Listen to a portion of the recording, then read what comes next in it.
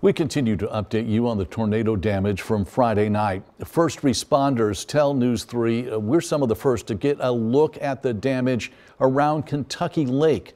A local fire chief took our Brooke Slyer to Cambridge Shores, one of the hardest hit areas of Marshall County. Brooke, what did you see?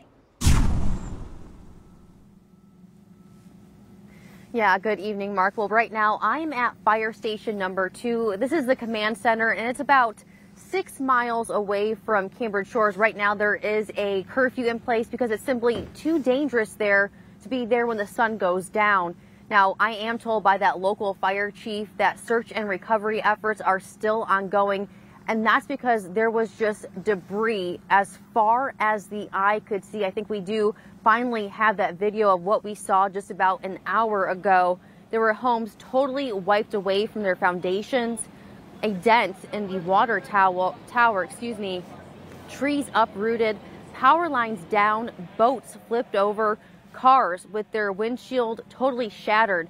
Now, firefighters, National Guard, residents were all out there starting the cleaning up process, using their chainsaws. That's all you could hear is just the sound of chainsaws as people were going ahead and cutting up those downed tree limbs. Now, we saw a bathtub, and a first responder told me that they found 2 people cuddled up in that bathtub who had to be airlifted to a regional hospital. And they told me that they were very fortunate because that was the first area where they started cleanup efforts, so they were able to be found pretty quickly. I also saw a family. It was a mother and what appeared to be her daughter about 20 feet, I'm assuming, from their home, and there's just debris from their home outside their house, and they were going through the little girl's toys that they were finding, just trying to see what was still salvageable.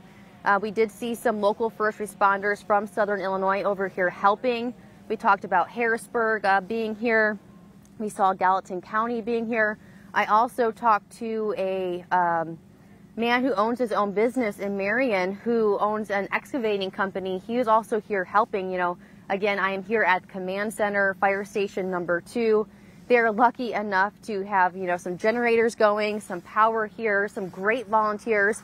And that's one thing that I've noticed. All the first responders, all the volunteers, as soon as we showed up, they have been in good spirits. They said that, you're going to find some devastation out there, but you are going to find some of the best and kindest people, and that's what we have just had a welcoming time here.